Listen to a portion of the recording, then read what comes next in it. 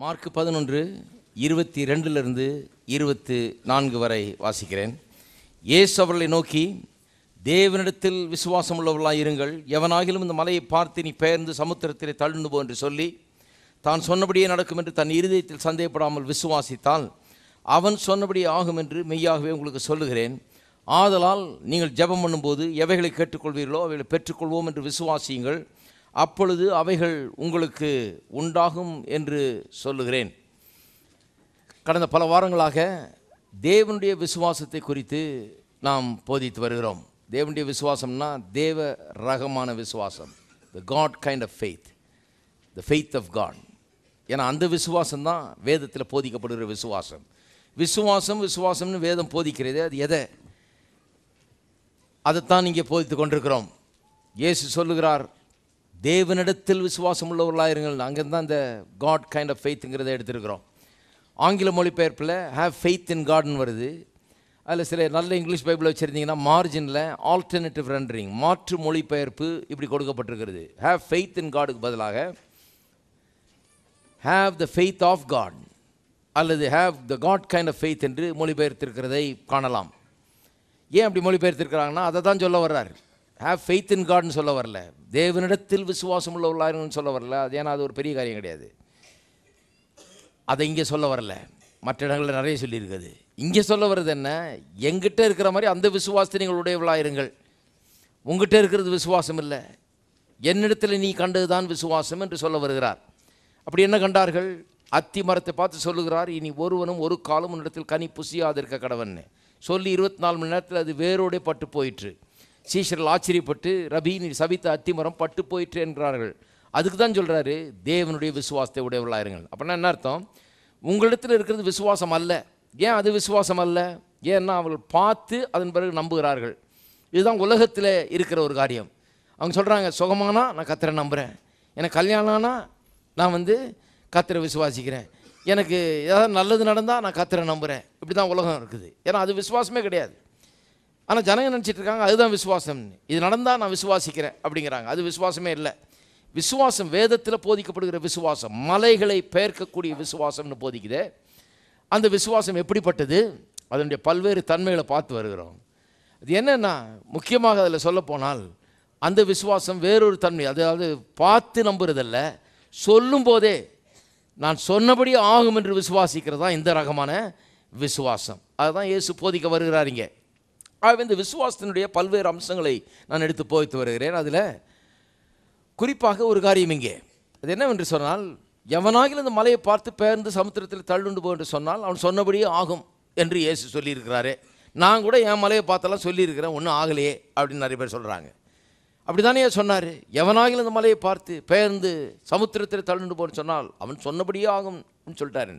நல்லா வாசித்து பாருங்கள், அப்படி சொல்லலை.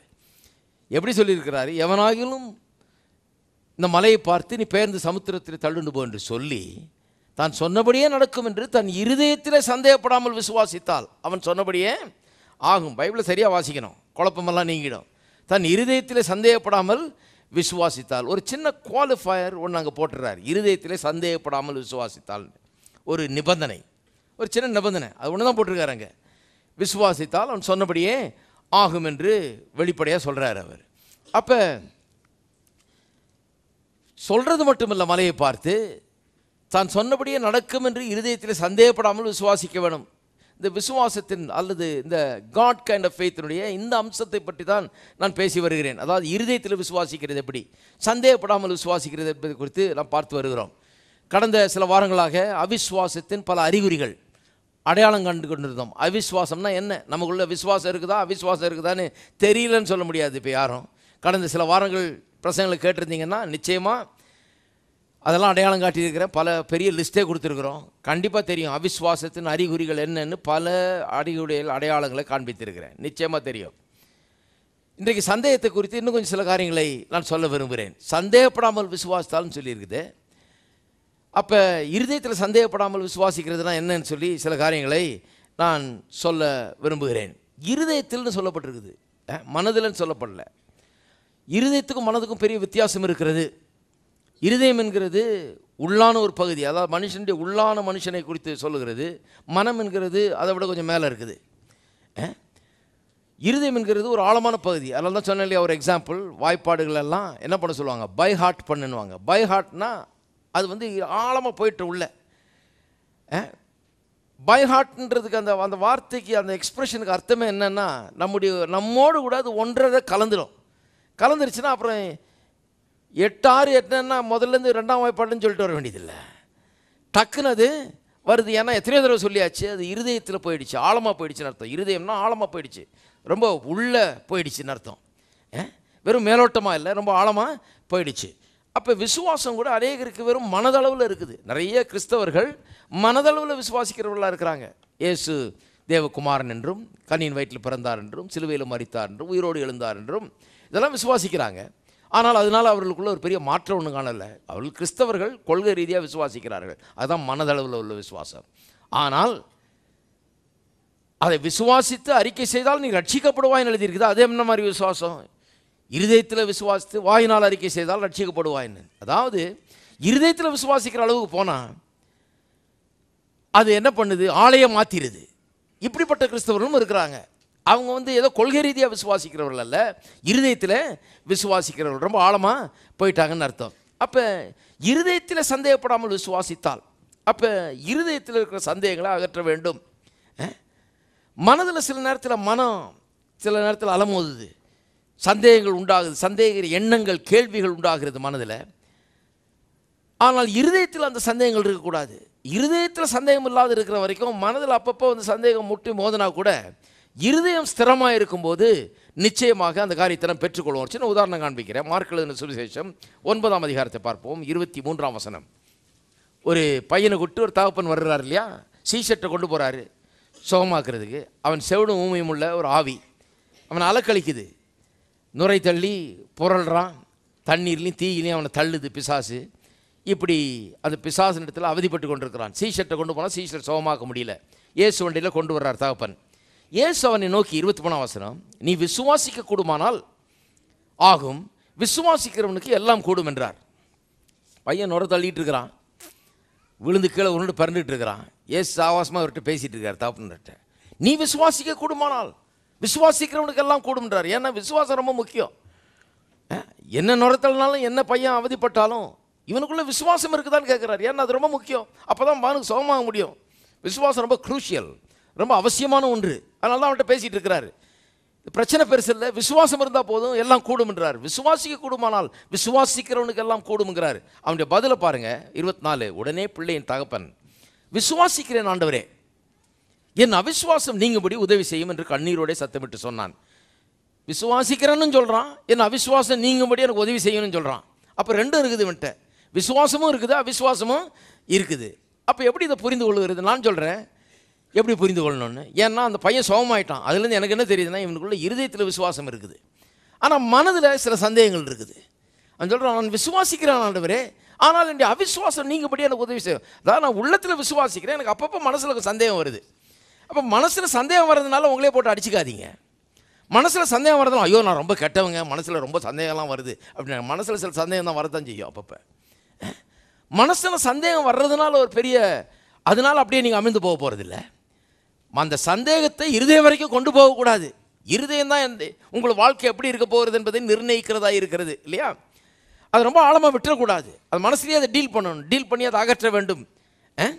மனசில் இருந்தால் பரவாயில்லன்னு சொல்ல, மனசில் அதை டீல் பண்ணி நீக்கக்கூடிய ஒரு இடமாக அது இருக்கிறது. இருதயம் வரைக்கும் போகாது, சம்மதிக்கவே கூடாது, அனுமதிக்கக்கூடாது. அப்போ இந்த ஆளுக்கு இருதயத்தில் விசுவாசம் இருக்குது, மனசில் அப்பப்போ ஒரு அலமோதுது, சந்தேகம் வருது. ஏன்னா பல இடங்களுக்கு கொண்டு போயிட்டார், சோகமாகலை. அப்போ மனுஷனுக்கு எப்படி இருக்கும், இங்கெல்லாம் போன சோகமாகலை, இவர்கிட்ட சோகமாகுமா? ஒரு நேரம் மனம் சொல்லுது சோகமாகணும், இன்னொரு நேரம் சொல்லுது ஒருவேளை இவர்கிட்டையும் ஆகாது போல இருக்குது அப்படின்னு சொல்கிறான். எனக்கு விசுவாசிக்கிறேன், சோகமானு தான் விரும்புகிறேன், கடவுளால் செய்ய முடியும்னு விசுவாசிக்கிறேன், ஆனால் எனக்கு சில சந்தேகங்களும் இருக்குது, என் அவிசுவாசம் நீங்கள் இப்படி உதவி செய்கின்றார். உடனே இயேசு அந்த பிசாசை துரத்துறாரு. உடனே அந்த பிசாசை அவனை விட்டு நீங்கி போயிற்று என்று பார்க்குறோம். அப்போ இருதயத்தில் உங்களுக்கு என்ன இருக்கிறது அது ரொம்ப முக்கியம். மனதளவில் சில நேரத்தில் சந்தேகத்தை நாம் போராடி கொண்டிருக்கிறோம், சந்தேகத்துக்கு எதிராக. ஆனால் இருதயத்தில் என்ன இருக்கிறது என்பது ரொம்ப அவசியம். ஏனென்றால் அதுதான் நாம் என்ன பெற்றுக்கொள்ளப் போகிறோம் என்பதை நிர்ணயிக்கக்கூடியதாய் இருக்கிறது.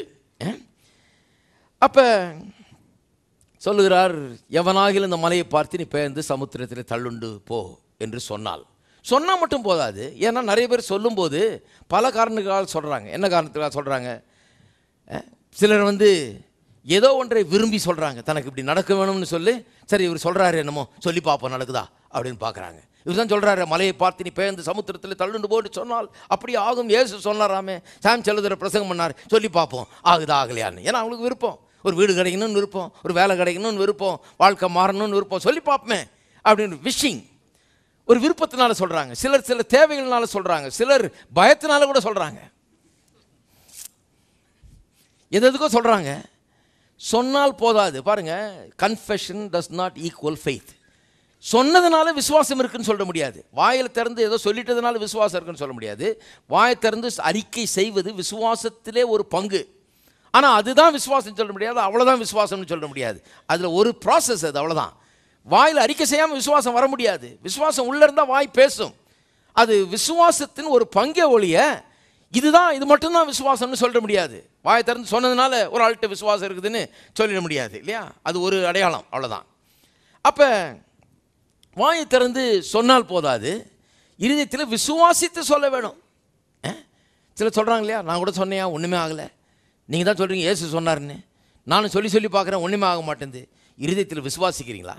வாயை திறந்து சொன்னால் பத்தாது, இருதயத்தில் விசுவாசிக்கிறது ரொம்ப அவசியம். விசுவாசித்து சொன்னால் அப்படி ஆகும். என்ன விசுவாசிக்கணும்? சொன்னால் சொன்னபடியே ஆகும் என்று விசுவாசித்து சொன்னால் அப்படியே ஆகும். ஆகவே சில காரியங்களை தெளிவுபடுத்த விரும்புகிறேன். சந்தேகம்னா என்ன, அதை முதல்ல தெளிவுபடுத்த விரும்புகிறேன். திருப்போம் யாக்கோபு நிருபம், யாக்கோபு நிருபத்துக்கு திருப்போம். சந்தேகம்னா என்ன? அவிசுவாசத்தின் அடையாளங்கள்லாம் காமிச்சேன் இல்லையா? அதுபோல் இதையும் கொஞ்சம் தெளிவாக காமிச்சிருவோம். இந்த சந்தேகம் எப்படிப்பட்டது, எப்படி வேலை செய்யுது கொஞ்சம் பார்ப்போம். யாக்கோபு 1ஆம் அதிகாரம் 5ஆம் வசனம். உங்களில் ஒருவன் ஞானத்தில் குறைவுள்ளவனாய் இருந்தால் யாவருக்கும் சம்பூர்ணமாய் கொடுக்கிறவரும் ஒருவரையும் கடிந்து கொள்ளாதவருமாகிய தேவனிடத்தில் கேட்க கடவன், அப்பொழுது அவனுக்கு கொடுக்கப்படும். நல்லா கவனிங்க, சில காரியங்கள்லாம் அப்பப்போ சொன்னால் தான் அது ஏறுது. அதனால் சில காரியங்களை சொல்ல போகிறேன்.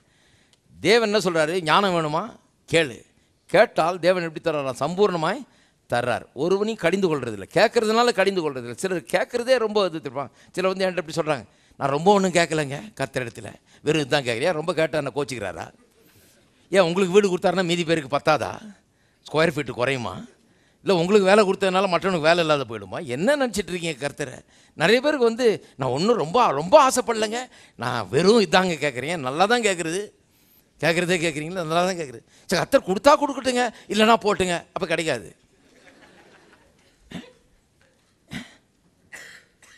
ஏதோ செஞ்சால் செய்யட்டும், செய்யல எதுக்கும் ஒரு ஜபம் பண்ணுங்க, அப்படிப்பட்ட ஜபம் நாங்கள் பண்ணுறது கிடையாது. நாங்கள் நல்லா கவனிக்கிறீங்களா? கேளுங்க, கேட்டால் எல்லாவற்றையும் சம்பூர்ணமாய் தருகிறார், ஒருவனையும் அவர் என்ன பண்ணுறது இல்லையா, கடிந்து கொள்ளுகிறது இல்லை. என்ன ரொம்ப கெட்ட அப்படின்னு கடிந்து கொள்வது இல்லை. சில உலகத்தில் சில ஆளுங்க கடிந்து கொள்ளுவாங்க, நம்ம வீட்டில் கூட கடிந்து கொள்கிறோம். புள்ள எதாவது கேட்டால் நாம உனக்கு ரொம்பவே ஆசை தான், உனக்கு ரொம்பவே ஆசை தான், உனக்கு அது வேணும் இது வேணும், இதுக்கே சரியாக இருக்குது, உனக்கு ரொம்பவே ஆசை தான். ஏன் அப்படி பேசுகிறோம் நம்ம? ஏன்னா நம்ம என்ன பண்ணுறோம், நம்மளால் முடியாதுன்னு தெரியுது, நம்மளால் இது நம்மகிட்ட இல்லை செய்ய முடியாதுன்னு தெரிஞ்சு உடனே நம்ம என்ன சொல்லிடுறோம், அவனை போட்டு ஒரு வழி ஆக்கிடுறது. அவனை நீ எதுக்கு ரொம்ப ஆசைப்படுற, ரொம்பத்துக்கு ஆசைப்படக்கூடாது. இது சின்ன வயசுலேருந்து சொல்லி கொடுத்து வளர்க்குறோம் பாருங்க, ரொம்பத்துக்கு ஆசைப்படக்கூடாதுன்னு. ஆனால் கர்த்தர் ஆசையை வச்சு தான் வேலையை செய்கிறாரு. ஹலோ, கர்த்தர் என்ன பண்ணுறாரு, ஒரு ஆளை பெரிய ஆள் ஆக்கணும்னா அவனுக்குள்ள முதல்ல ஆசையை தான் தர முடியும். ஆசை தான் அவனை அப்படி உந்தி தள்ளுது, அந்த பக்கத்தில் அப்படியே கொண்டு போய் தள்ளுது அவனை அப்படி ஆகிறதுக்கு இல்லையா? அதனால் ஒருத்தன் சொல்கிறான், நான் டாக்டர் ஆக போகிறேன்னு. நான் சொன்னேன் இல்லையா, ஒரு பிரசங்கர் சொன்னார், அது என்ன நீ டாக்டர் ஆகிறது உனக்கு ஒரு பெருமை, நீ கம்பவுண்டராக போதும். இது ஒரு பிரசங்கர் தேவையா, அதுக்கு ஒரு சபை தேவையா? அவனை பாவம் டாக்டர் ஆகிறன்றவன, அவன் பாவம் ஒரு ஏழை பையன் டாக்டர் ஆகிறன்றான். எத்தனை ஏழை பிள்ளைங்க நல்லா படித்து நல்லா வந்திருக்காங்க பாருங்கள். இந்த பேப்பரில் படித்து எனக்கு ஆச்சரியமாக இருக்குது. அந்த கதையெல்லாம் படிப்பேன் நான். எவ்வளோ பேர் பாருங்கள் முயற்சி எடுத்து படித்து, அவங்கெல்லாம் நாளைக்கு ஏழையாக இருக்க போகிறதில்ல. ஏன்னா அவங்களுக்கு உள்ள ஒரு ஹோப் ஒன்று உதயமாகிடுச்சு, உள்ள ப்ராஸ்பரிட்டி வந்துருச்சு, உள்ளே நல்லா இருக்கணுங்கிற ஒரு எண்ணம் வந்துருச்சு, ஆசை வந்துருச்சு. அதனால தான் நல்லா படிக்கிறான், உழுந்து படிக்கிறான் பாருங்கள். போன வாரம் சொன்னேன் இல்லையா, பரோட்டா கடையில் பரோட்டா பட்டு படிச்சுட்டு இருக்கான், 200 வாங்கியிருக்கிறான். அப்போ உள்ளே வந்துருச்சு ஆசை, அது கண்டிப்பாக நிறைவேறும். ஏன்னு சொன்னால் அந்த ஆசை வர்றதுக்கு தான் இங்கே பிரசங்கம் பண்ணுறோம், ஆசையை போக்குறதுக்கு இல்லை. ஹலோ, நீங்கள் ஜெபம் பண்ணும்போது எவைகளை விரும்பி கேட்டுக்கொள்கிறீர்களோ, விருப்பம் இல்லைன்னா ஜெபமே இல்லை. ஜெபம்ன்றது விருப்பம்தான். இதெல்லாம் ஒரு அடிப்படை சத்தியம் பாருங்கள். இதெல்லாம் நான் திரும்ப திரும்ப சொல்கிறேன் சில நேரத்தில், ஏன்னா விளங்கணும் எல்லாருக்கும். ஜெபம்னா என்ன? ஏதோ வேண்டிக் கொள்கிறேன் கிடையாது. உங்களுக்கு உள்ளபூர்வமாய் நீங்கள் விரும்புகிற ஒன்றை தான் கேட்குறீங்க, அதுதான் ஜெபம். விருப்பமே இல்லையா ஜெபம் பண்ணாதீங்க, ஏன்னா அப்படிப்பட்ட ஜெபமே கேட்கப்படுறதில்லை. எதை விரும்புகிறீங்க நீங்கள்? எதையாவது விரும்புகிறீங்களா? சிலர் எதையுமே விரும்புறதில்லை, அதுதான் கிறிஸ்தவம்னு நினச்சிட்டு இருக்கிறாங்க. விருப்பம் தான் ரொம்ப முக்கியம் பாருங்கள். கர்த்தர் அதை வச்சு தான் வேலை செய்கிறாரு. பரிசுத்தமான விருப்பங்கள் உள்ளத்தில் உண்டாக வேண்டும். அப்படி ஆக வேணும், அப்படி ஆக வேணுன்ற விருப்பங்கள் உண்டாக வேண்டும். இருக்கீங்களா? நான் சொல்லியிருக்கேன் இல்லையா, நான் சின்ன வயசில் ஒருத்தர் அக்காடியன் வாசித்து பாட்டு பாடினார் பாருங்கள். 9 வயசு இருக்க நான் பார்த்தேன், எனக்கு பைத்தியமே பிடிச்சிருச்சு. எனக்கு அவரை மாதிரியே பாடணும், அவரை மாதிரியே இருக்கணும் அப்படின்னு ஒரு விருப்பம். அது கடவுள் வச்சாருன்னு நினைக்கிறேன். கடவுள் தான் அதை வச்சிருக்கிறார் உள்ள. நான் எடுத்து இந்த பேக்கை மார்க்கெட்டு கொண்டு போகிற பேக்கை எடுத்து பாட்டு பாடி பாடி பாடி கிழிச்சிட்டேன். அந்த பேக்கே ஒரு வழியாக்கிட்டேன். விடுறதில்லை. விருப்பம் எப்படியா அந்த அக்காடின வாசனை, எப்படியா பாட்டு பாடணும், எப்படியா அந்த ஆள் மாதிரி பிரசங்கியாராக மாறணும். நான் ஒரு விருப்பம் உள்ளே வந்துடுச்சு பாருங்கள். எங்கள் வீட்டில் பார்த்தாங்க, இது அடங்கிடுன்னு பார்த்தாங்க, அடங்கவே இல்லை. கடைசியில் கொண்டு போய் எங்கள் அப்பா ஒரு 400 ரூபா எடுத்துகிட்டு போய் ஒரு பழைய அக்காடியன் வாங்கி கொடுத்தாரு. அந்த காலத்தில் சின்ன அக்காடியன் வாங்கி கொடுத்து அதை ஒருத்தட்ட போய் கற்றுக்கிட்டேன் பாருங்கள். அப்படி தான் என் வாழ்க்கையை பயணம் ஆரம்பித்தது. விருப்பம் எல்லாத்தையும் நிராகரிச்சிடாதீங்க, தள்ளிடாதீங்க. விருப்பம் நல்லது. எவைகளை விரும்பி எதை விரும்புறீங்க? விரும்புங்க, எதையாவது ஒன்று விரும்புங்க. வாலிபர்களுக்கு சொல்கிறேன், எதையாவது ஒன்று விரும்புங்க. விருப்பமே இல்லாத ஆன்னு இருக்காதீங்க. அப்படிப்பட்ட ஆளுகளை பார்த்து வருத்தப்படணும், உயிரோடு தான் இருக்கிறாங்களான்னு. ஒன்றுமே விருப்பம் இல்லைங்க எனக்கு. இப்போ சில சொல்கிறாங்க, நான் பெரிய பரிசுத்தவான், மோட்சத்துக்கு போகணுன்னு, அவ்வளோதான், அதுதான் வேண்டிய விருப்பம். அடியேண்டிய விருப்பம் என்ன? நாளைக்கு இயேசு வந்தால் மோட்சம் போகணும். அது நீ எப்படியும் போக போகிற, இன்றைக்கி வந்தாலும் போக போகிற, 100 வருஷம் பொறுத்தாலும் போக போகிற, இல்லையா? அதுக்கு ஒன்றும் பெரிய விருப்பம் தேவையில்லை. இப்போ அது நான் முடிஞ்சிருச்சு. அது வந்து ரத்தத்தால் கழுவப்பட்டாச்சு, ரட்சிக்கப்பட்டாச்சு, அவர் வந்தால் மோட்சம், அவ்வளோதான். இப்போ என்ன சாதிக்க போகிறீங்க? இப்போ உலகத்தில் அவருக்காக என்ன செய்ய போகிறீங்க? அவர் உங்களை எதுக்காக அந்த உலகத்தில் பிறக்க வச்சிருக்கிறாரு, எதுக்காக இருக்கிறீங்க, என்ன பண்ண போகிறீங்க? என்ன விருப்பம் உங்களுக்கு? கடவுள் எப்படி வேலை செஞ்சுட்டு இருக்காரு உங்கள்கிட்ட? என்ன விருப்பம் தர்றாரு உங்களுக்கு? உங்களுடைய இருதயத்தின் வாஞ்சை என்ன, விருப்பம் என்ன? அது நல்லது, ஏன்னா அது ஒரு அறிகுறி. நீங்கள் என்ன ஆக போகிறீங்கன்றது உடைய அறிகுறி பாருங்கள். அப்போ கேட்குறவங்கள கேட்காதீங்கன்னு தடை பண்ணாதீங்க. ஏன்னா கேட்குறதுக்கு சொல்லித்தரவர் ஆண்டவர் தான். கேளுங்கள் தரப்படும்ன்றது யார்? சாம் சொல்லுதுறையா? ஹலோ, நானும் கண்டுபிடிச்சேன் கேளுங்கள் தரப்படுங்கிறது கிடையாதுங்க. அவர் வானத்தில் இருந்தவர் மாம்சமாகி இந்த பூலோகத்துக்கு வந்து ஒன்றும் இல்லாத கிடக்கிறவனை பார்த்து சொல்கிறாரு, கேளுங்கள் தரப்படும், கேட்கிற ஒவ்வொருவனும் பெற்றுக்கொள்கிறான், தேடுங்கள் கண்டடைவீர்கள், தேடுகிற ஒவ்வொருவனும் கண்டடைவான், தட்டுங்கள் திறக்கப்படும், தட்டுகிற ஒவ்வொருவனுக்கும் திறக்கப்படும். அங்கிருந்து வந்து மனுஷ ரூபம் எடுத்து மாம்சமாகி பூலோகத்தில் வந்து சொல்லிட்டு போயிருக்கிறாரு. ஹலோ, இவ்வளோ கஷ்டப்பட்டு. அப்போ சும்மா இருந்தவனை தட்டி எழுப்பி கேளுங்கள்னு சொன்னது யார்? அவர் தான். எல்லாம் கேட்குறீங்களா? இல்லைங்க, நான் ஒன்றாண்டவற்றை ரொம்ப கேட்குறது இல்லைங்க, அடி எனக்கு இதுவே போதும். அப்போ கிறிஸ்தவம்னா என்ன புரிஞ்சிக்கல நீங்கள் இன்னும். கேளுங்கள் கேளுங்கள். அதனால தான் சொல்லியிருக்குது, மலையை பார்த்து பேர்ந்து சமுத்திரத்தில் தள்ளுண்டு போன்று சொல்லி இருதயத்தில் சந்தேகப்படாமல் விசுவாசித்தால் சொன்னபடியே ஆகும். அடுத்த வசனம் பாருங்கள், 24ஆம் வசனம். ஆதலால் நீங்கள் ஜெபம் பண்ணும்போது, அப்படியே கனெக்ட் பண்ணுறாரு ஜெபத்தோட. ஆதலால் நீங்கள் ஜெபம் பண்ணும்போது இதை யூஸ் பண்ணுங்கன்றார். எதை யூஸ் பண்ணுங்க? நீங்கள் ஜெபம் பண்ணும்போது எவைகளை பெற்றுக்கொள்வோம் என்று விசுவாசிக்கிறீர்களோ அவைகள் உங்களுக்கு உண்டாகும். விசுவாசிக்கணும். அப்போ ஜெபம் பண்ணும்போது விசுவாசித்து ஜெபம் பண்ண வேண்டும். வெறும் ஜெபம் இல்லை, விசுவாசத்தோடு கேட்கணும். ஏன்னா கேட்டால் கர்த்தர் வந்து கடிந்து கொள்கிறவர் இல்லை, கேட்குறவங்களுக்கு கொடுக்குறவர். கேட்குறதுனால கர்த்தர் கோச்சிக்கிறது இல்லை. நீங்கள் ஜாஸ்தி கேட்டிங்கன்னா அவர் முகம் சுடிக்கிறது இல்லை. நீங்கள் ஜாஸ்தி கேட்க கேட்க உங்களுக்குள்ள விசுவாசம் பெருகி இருக்குன்னு அவர் சந்தோஷப்படுறாரு. எதையோ ஒன்று நம்புகிறானே இப்போ ஆள், அதை குறித்து அவர் சந்தோஷப்படுறார். கேட்காத ஆளை குறித்து அவருக்கு வருத்தம். உயிரோடு இருக்கிறானான்னு தட்டிக்கிட்டி பார்ப்பார்னு நினைக்கிறேன். ஜடமாக ஏதாவது இருக்குதா, ஒன்றுமே கேட்க காணுமேன்னு இவன் நினச்சிட்டு இருக்கா பெரிய ஆவிக்குரிய தன்மைன்னு. கேட்கறத பற்றி ஆண்டவர் சந்தோஷப்படுறார். அவர் சொல்கிறார், கேளுங்கள், இதுவரை நீங்கள் என் நாமத்தில் ஒன்று கேட்டதில்லை, ஆனால் இனிமேல் கேளுங்கள். என் நாமத்தில் நீங்கள் கேட்டால் பரலோக பிதா என் நாமத்தில் நீங்கள் எதாவது கேட்டால் அதை உங்களுக்கு அவர் செய்வார் சொல்கிறாரு. எத்தனை தடவை சொல்லியிருக்கு பாருங்கள். இதெல்லாம் வாசித்து பாருங்கள். வேணும்னு ஊக்குவிக்கிறார் கேட்கும்படி. அப்போ நான் சொல்லுகிறேன், கேளுங்கள். ஞானம் வேணுமா கேளுங்க, நல்லா படிக்கணுமா கேளுங்க, வெற்றி பெறணுமா வாழ்க்கையில் கேளுங்கள், உங்களுக்கு என்ன வேணும் கேளுங்கள், நீங்கள் என்ன ஆக வேணும் கேளுங்க. நான் அடிக்கடி சொல்லுவேன் இல்லையா, சில அப்பா மாதிரி இருக்காங்க, பையன் போய் சும்மா எதையோ கேட்டிருப்பான் பாருங்க, உடனே அவனுக்கு ஒரு பெரிய லெக்சர், அப்பா ஏழை மறந்துடாத. இதுக்கு ஒரு அப்பா தேவையா? இப்படிப்பட்ட ஒரு அப்பா இல்லாமல் இருக்கிறதே நல்லது. அப்பா ஏழை மறந்துடாது, அதெல்லாம் நான் செய்ய முடியாது. ஒருத்தர் சொல்கிறார், ஏன் அப்படி சொல்கிறீங்கன்ற. அவர் சொல்கிறாரு, பிரதர், நான் ஒன்றும் உங்களை மாதிரி பிரசங்கியார் இல்லை. என் பையனுக்கு நான் ஒரு பிரசங்கம் ஃபெய்த் ப்ரீச்சிங் கொடுக்கறதுக்கு நான் வந்து ஐ எம் ரியல். நான் சொன்னேன், ஆமாம் ரியல் அன்பிலீவர். என்ன ரியல்? இதான் ரியலா? என்னால் முடியாதுன்னு சொல்கிறது தான் ரியலா? ஹலோ, இருக்கீங்களா? பின்னால் இருக்கவங்களாம் இருக்கீங்களா? அந்த ரியல்லாம் வேணாம் நமக்கு, இதுதான் ரியல். இந்த ரியல் என்ன சொல்லுது? கேளுங்கள் கொடுக்கப்படும். அப்போ பிள்ளைய பார்த்து என்ன சொல்லுங்க? அப்பா, கடவுளை விசுவாசி, கடவுளை நம்பு, கடவுள் உனக்கு செய்வார். எதை விரும்புறியோ அதை கடவுள்கிட்ட கேளு, கடவுள்கிட்ட எதிர்பாரு, கடவுள் உனக்கு செய்வார். இது சொல்கிறதுக்கு வாய் வலிக்குதா? நான் சில நேரத்தில் பிரசங்கியாரில் கேட்குறது, ஏன் மக்களுக்கு சொல்லுங்களேன், கேளுங்கள் உங்களுக்கு தரப்படும் சொல்லுங்கள். நீங்களா தரப்போறீங்க? உங்களுக்கு ஏன் வாய் வலிக்குது? உங்களுக்கு ஏன் மோகம் தோணுது? நீங்கள் ஏன் போட்டால் திட்டிட்டு கிடக்குறீங்க கேட்காதுன்னு? கேட்குறவனை கேளுங்கன்னு ஊக்குவீங்க. இல்லை பிரதர், கெட்டு போயிடுவாங்க ஜனங்க. ஆமாம், இப்போ ரொம்ப நல்லா இருக்கிறாங்க, இப்போ அழுதுகிட்டு இருக்கிறாங்க. கேட்க சொல்லுங்க, நல்ல குடும்பத்தை கேட்க சொல்லுங்க, நல்ல வேலையை கேட்க சொல்லுங்க, நல்ல படிப்பை கேட்க சொல்லுங்க, நல்ல வெற்றியை கேட்க சொல்லுங்க, நல்ல முன்னேற்றத்தை கேட்க சொல்லுங்க, நல்ல சந்தோஷத்தை கேட்க சொல்லுங்க, நல்ல சுகத்தை கேட்க சொல்லுங்க. கேட்க ஊக்குவீங்கள். நானா கொடுக்க போறேன்? அவர் சொல்றாருங்க, கேளுங்கள் கொடுக்கப்படும் என்று. கடிந்து கொள்ளாமல் சகலவற்றையும் சம்பூர்ணமாய் தருகிறவர் சொல்லுகிறார், கேளுங்கள் கொடுக்கப்படும். எத்தனை பேர் விசுவாசிக்கிறீங்க? சொல்லிட்டு அடுத்த வசனம் பாருங்க. இது ஏன் சொன்னா, அடுத்த வசனம் பாருங்க. ஆனாலும் அவன் எவ்வளவாகிலும் சந்தேகப்படாமல் விசுவாசத்தோட கேட்க கடவன். இங்கே தான் வருது பாயிண்ட். கேளுங்கள் கொடுக்கப்படுன்றார், ஆனால் ஒரே ஒரு கண்டிஷன் போடுறார். அதே மாதிரி என்ன கண்டிஷன்? அவன் எவ்வளவாயிலும் சந்தேகப்படாமல் விசுவாசத்தோட கேட்க கடவன். அப்போ கேட்கறதுல நிறைய கிறிஸ்தவர்கள் என்ன பிரச்சனைன்னா, ஏதோ போய் ஆண்டவர் விட்டு கண்ணீர் விட்டு கேட்டால் கிடச்சிரும்.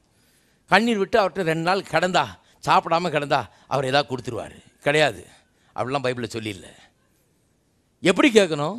விசுவாசத்தோடு கேட்கணும், சந்தேகம் இல்லாமல் கேட்கணும். அப்போ விசுவாசிக்கிறதுக்கு என்ன பண்ணீங்க? நிறைய பேர் ஜபம் கிடக்கிறாங்களோ இல்லையே, விசுவாசத்தை கற்றுக்கொள்கிறது இல்லை. விசுவாசத்தை எவ்வளோ கற்றுக்கொள்கிறீர்களோ அந்த அளவுக்கு ஜபம் வெற்றி பெறும். சும்மா ஜபிச்சு பிரயோஜனம் இல்லைங்க. அந்த ஜபத்தில் விசுவாசம் இருக்கணுமே, அந்த ஜபத்தில் சந்தேகம் இருக்கக்கூடாது. அப்போ சந்தேகம்னா என்ன, அது எப்படி போக்குறது? விசுவாசம்னா என்ன, அது எப்படி விசுவாசிக்கிறது அப்படின்னு தெரிஞ்சுக்காம சும்மா நான் போய் கண்ணீர் விடுறேன், போய் ஆண்டவருடைய சிங்காசனத்தை ஆட்டிடுறேனாக்கும் குலுக்கிறனாக்கும் ஒருத்தர் சொல்கிறார், நான் என்னுடைய உமிழ் நீரை கூட ஒரு சொட்டு கூட முழுங்காமல் ஆண்டவருடைய சன்னிதானத்தில் கிடந்தேன்னாரு. இதுக்கெல்லாம் ஒரு மெடலாக தர்றாங்க அங்கே. இதெல்லாம் பைபிள் எங்கே இருக்குது? நான் சொல்லும்போது சிலருக்கு என்ன இப்படி சொல்லிட்டாருன்றாங்க. இதெல்லாம் கிடையாதான், நான் இதை பெருசாக மேன்மைப்படுத்தி சொல்கிறாங்களா? அப்போ நான் சொல்லாமல் இருக்கிறது எப்படி? நான் சொல்லுவேன், இதெல்லாம் ஒன்றும் சொல்லல. வேதம் சொல்லுகிறது, சந்தேகப்படாமல் விசுவாசத்தோடு கேளுங்கள். அப்போ நான் என் ஜனங்களுக்கு என்ன போதிக்க போகிறேன்? எப்படி சந்தேகப்படக்கூடாது, சந்தேகம்னா என்ன, அது சந்தேகம் இருக்கக்கூடாது, சந்தேகத்தை நீக்குங்கன்னு போதிக்க போகிறேன். எப்படி விசுவாசிக்கிறது, விசுவாசம்னா என்ன, அதையும் நான் போதிக்க போகிறேன். ஏன்னா சந்தேகப்படாமல் விசுவாசத்தை கேட்க கற்றுக் கொடுத்துட்டா போதும், அவங்க கேட்டு பெற்றுக்கொள்வார்கள். இருக்கீங்களா? எவ்வளவாகிலும் சந்தேகப்படாமல் விசுவாசத்தோட கேட்க கடவுள். அப்போ வெறும் ஜபம் போதாது, சந்தேகம் இல்லாமல் விசுவாசிக்க தெரியணும். அப்போ முதல்ல நான் சொல்லுகிறேன், ஜபத்தை காட்டிலும் முக்கியமான ஒன்று உண்டு. இது நிறைய பேருக்கு பேர் இடியாக இருக்கும், நிறைய கிறிஸ்தவர்களுக்கு. சொல்லிடுறேன், திருப்பி ஒரு தடவை இடிப்போம், தப்பு இல்லை, நல்ல இடி தான் இது. நிறைய பேருக்கு சொல்கிறாங்க ஜபம் தான் நம்பர் 1. கிடையாது, நான் சொல்கிறேன் வார்த்தை தான் நம்பர் 1. ஏனென்றால் விசுவாசம் கேள்வியினால் வரும், கேள்வி தேவனுடைய வசனத்தினால் வரும். நான் சொல்கிறேன் ஜபம் ஒன்று கிடையாது, ஜபம் முக்கியம்தான். ஆனால் முதல்ல வசனம், அப்புறம்தான் ஜபம். ஏன்னா அந்த வசனம் உள்ள வந்தால் தான் விசுவாசம் வரும், விசுவாசம் வந்தால் தான் ஜபம் வெற்றி அடைய முடியும். வசனமே இல்லாமல் சும்மா ஜபம்னா அது என்ன ஜபம்? அது ஜபமே வசனத்தை சொல்கிறது தானே ஜபம், வாக்குத்தத்தத்தை சொல்கிறது தானே ஜபம், வசனத்தை குறித்த வெளிப்பாடு தானே ஜபம். இது தெரிஞ்சால் தானே ஆழமான விசுவாசிக்க முடியும், கர்த்தர் கொடுப்பாருன்னு சொல்லி. அப்போ விசுவாசம் கேள்வியினால் வரும். அதுக்குரிய சத்தியங்களை கேட்குறீங்களா, அதில் வளர்றீங்களா, அதை அறிந்து கொள்கிறீங்களா, அதுக்கு முயற்சி எடுக்கிறீங்களா? விசுவாசம் கேள்வினால் வருமே. என்ன மாதிரி உபதேசம் கேட்டுட்டு இருக்கீங்க, என்ன மாதிரி பிரசங்களை கேட்குறீங்க, என்ன மாதிரி சத்தியங்களை கேட்குறீங்க? விசுவாசம் உள்ளே கட்டி எழுப்பப்படுகிறதா? கர்த்தர் எனக்கு செய்வார். இப்போ பாண்டமே அது போல் தூதர்கள் உண்ணும் உணவால் போஷிக்கிறாராம், செங்கடலை பிளந்து ஜனங்களை நடத்தினாராம், கண்மலையை பிளந்து தண்ணீரை தாகம் தீர்த்தாராம். இதெல்லாம் செஞ்சவர் எனக்கு செய்ய மாட்டாரா? எண்டி தேவையை சந்திக்க மாட்டாரா? அவர் நேற்றும் இன்றும் என்று மாறாதவர். அவருடைய அன்பு குறையலை, வல்லமை குறையலை, மன உருக்கம் குறையில. இன்றைக்கும் அவர் அப்படியே இருக்கிறார், மாறாதவராக இருக்கிறார். எனக்கும் செய்ய மாட்டாரா அப்படிங்கிற எண்ணம் உள்ளத்தில் எப்படி எழுமோ, இப்படிப்பட்ட பிரசங்கங்களை கேட்க கேட்க தான் அது உள்ள உண்டாகும். கேட்காம அது உண்டாகாது. அப்போ விசுவாசம் வளர்றதுக்கு என்ன முயற்சி இருக்குங்க? அதெல்லாம் எடுக்காமல் வெறும் ஜபம் நம்ம நடக்காது. இருக்கீங்களா? வெறும் ஜபம்னா நடக்காது. வெறும் உபவாசம்னா நடக்காது. ஏன்னு சொன்னால் அங்கே விசுவாசம் இருக்கணும். விசுவாசம் இல்லாமல் உபவாசம் இருந்து என்ன பிரயோஜனம்? அவிசுவாசம் உள்ள உபவாசம் சில யாரையா பின்னாளியை ரட்சிக்கொண்டிருக்கா? விசுவாசம் உள்ள ஜபம் பின்னாளியை ரட்சிக்கும், அவ்வளோதான். அப்போ அவிஸ்வாசம் இல்லாத எவ்வளவாகிலும் சந்தேகப்படாமல் விசுவாசத்தோடு கேட்க கடவன். இப்போ கவனிங்க, சந்தேகப்படுகிறவன் எல்லாம் சொல்லுங்கள். சந்தேகப்படுகிறவன் எப்படி இருப்பான்? டிஸ்கிரிப்ஷன் இங்கே வருது. ஏன்னா அதை பார்க்கத்தான் இங்கே வந்தோம். சந்தேகப்படுகிறவன் காற்றினால் அடிபட்டு அலைகிற கடலின் அலைக்கு ஒப்பாயிருக்கிறான். காற்றினால் அடிபட்டு அலைகிற கடலின் அலைக்கு ஒப்பாயிருக்கிறான். கடலின் அலை எப்படி வருது? அப்படியே வருது, ஓன்னு கிளம்பும், அப்புறம் புஷ்ஷுன்னு கீழே போவோம், அப்புறம் திரும்பி ஓன்னு கிளம்பும், அப்புறம் திரும்பி கீழே போகும், திரும்பி ஓன்னு கிளம்பும், திரும்பி. இதுதான் அலை. அலைன்னா இப்படி மேலே போய் கீழே வர்றது, மேலே போய் கீழே வர்றது, மேலே போய் கீழே வர்றது. நிறைய கிறிஸ்தவனும் காற்றில் அடிபட்டு அலைகிற இந்த அலை போல தான் இருக்கிறாங்க. ஞாயிற்றுக்கிழமை வந்தாலும் அல்லேலூயா கர்த்தருக்கு ஸ்தோத்திரம் கண்டிப்பாக நடக்கும் பிரதர், நான் விசுவாசிக்கிறேன் ஆமேன்றாங்க. திங்கக்கிழமை வந்தாலும் புஷ்ஷுன்னு இறங்கிடும். என்ன பிரதர், எவ்வளோ நாளாக விசுவாசிக்கிறேன், ஒன்றுமே நடக்கலை பிரதர். நடக்குமோ நடக்காதோ தெரியல பிரதர். இதுதான் அலை. சந்தேகப்படுறவன் எப்படி இருப்பான்னு சொல்கிறேன். ஒருவேளை நீங்கள் அதுவாக இருந்தால் தெரிஞ்சுக்கங்க. இதுதான், அதுக்கு தான் சொல்கிறேன். இப்படி தெரியலன்னு சொல்லக்கூடாது. இங்கே வந்தால் தெரியணும் எல்லாம். அப்புறம் திருப்பி செவ்வாய்க்கிழமை கூட்டத்துக்கு வந்தால் அப்படி ஏறுது, பாட்டு பாடினோன்னு உமக்கு ஒப்பானவர் யார் அப்படின்னா, ஓ அல்லேலூயா ஸ்தோத்திரம் அப்படின்னு ஏறுது.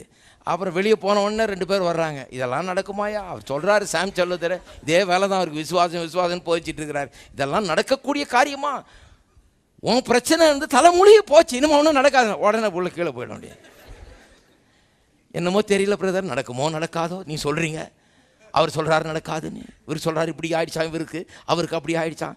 இப்படியே பாருங்கள், காற்றில் அடிபட்டு அலைகிறால இப்படியே விசுவாசம் எழும்போ, அப்புறம் நாளைக்கு ஒன்றும் இல்லாமல் போகும், அடுத்த நாள் திருப்பி எழும்புது, திருப்பி ஒன்றும் இல்லாமல் போகுது, திருப்பி எழும்புது, திருப்பி ஒன்றும் இல்லாது. இதுதான் காற்றிலே அடிபட்டு அழுகிற அலை. இருக்கீங்களா? எவ்வளவு விசுவாசிகள் இன்றைக்கி அப்படி இருக்கிறாங்கன்னு யோசித்து பாருங்கள் நீங்கள். ஒரு நேரம் கர்த்தர் கண்டிப்பாக செய்வாரியா அப்படின்பாங்க, அடுத்த நாள் சொல்லுவாங்க தெரியல பிரதர் அப்படிம்பாங்க. ஒரு நேரம் சொல்லுவாங்க கண்டிப்பாக நடக்குங்க அப்படின்வாங்க, அடுத்த நாள் சொல்லுவாங்க நடக்குதோ நடக்காதோ தெரியல பிரதர், பார்க்கலாம் பிரதர் அப்படிம்பாங்க. இதுதான் காற்றில் அடிபட்டு அலைகிற அலைக்கு ஒப்பாக இருக்கிறான். இந்த டவுட் என்கிற வார்த்தை இல்லையா, மார்க் 11:23 க்ளீனாக வருது. டவுட்னு இங்கிலீஷில். டவுட் என்கிற வார்த்தை, அதில் அந்த கடைசி எழுத்தை மட்டும் விட்டுருங்க. ஆங்கிலத்தில் முதல் 4 எழுத்துக்கள், மொத்தம் 5 எழுத்துக்கள் இல்லையா, முதல் 4 எழுத்துக்கள் எடுத்துங்க. DOUB இல்லையா, DOUB அதான் முதல் 4 எழுத்துக்கள். டபுள் என்கிற வார்த்தை எடுங்க இங்கிலீஷில், அதுலேயும் இந்த DOUB தான் வருது, கடைசி 2 லெட்டர் மட்டும் வித்தியாசம்.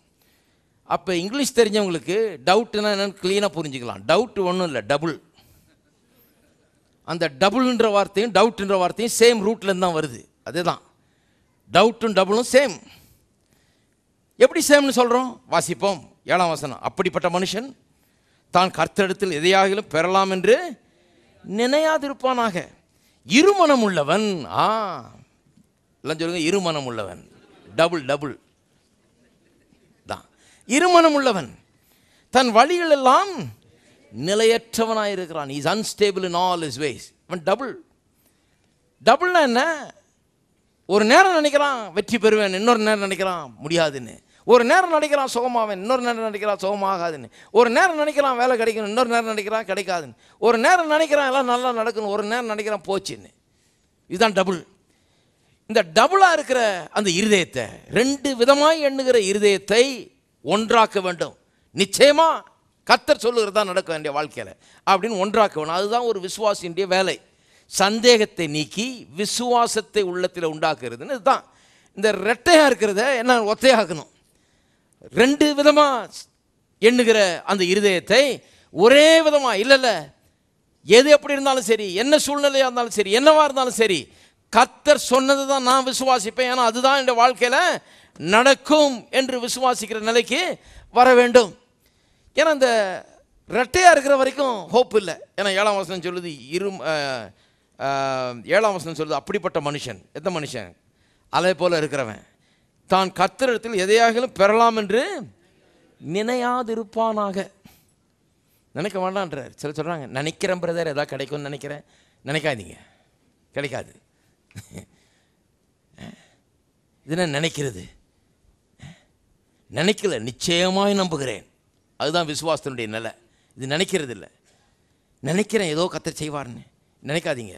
நிச்சயமாக செய்வார். என்ன சொன்னாரோ அதை செய்வார். அதான் சந்தேகத்துக்கும் விசுவாசத்துக்கும் உள்ள வித்தியாசம். சந்தேகம் டபுளாக திங்க் பண்ணுது, விசுவாசம் ஒரே இதாக திங்க் பண்ணுது. விசுவாசம் கர்த்தர் வார்த்தை சொன்ன அந்த ஆன்சரையை திங்க் பண்ணுது. சந்தேகம் அது நடக்கும்னு திங்க் பண்ணுது சில நேரம், நடக்காதுன்னு சில நேரம் சொல்லுது. அதுதான் சந்தேகம். இருக்குங்களா? விளங்கிச்சா? சரி, இப்போ தியரட்டிக்கலாக அதை எக்ஸ்பிளைன் பண்ணியிருக்கிறோம். இப்போ எக்ஸாம்பிளுக்கு போவோம். ரோமருக்கு எழுதின நிருபம் 4ஆம் அதிகாரத்துக்கு போவோம். எக்ஸாம்பிள், ரோமருக்கு எழுதின நிருபம் 4ஆம் அதிகாரம்.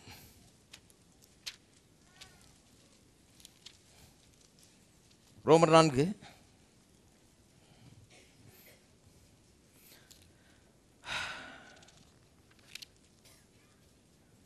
19, 20, 21.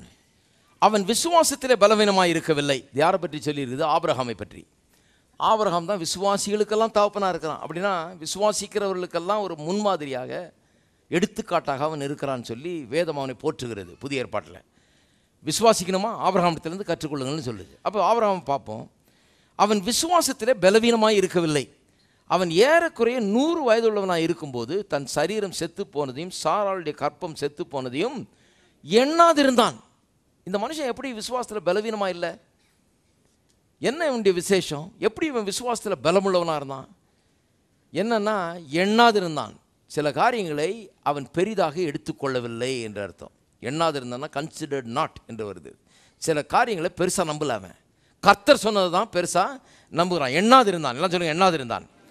தேவனுடைய வாக்குத்தத்தத்தை குறித்து அவன் அவிசுவாசமாய் சந்தேகப்படாமல். பாருங்கள், எண்ணாதிருந்தான்றதுக்கும் சந்தேகப்படாமல்ன்றதுக்கும் சம்பந்தம் இருக்குது.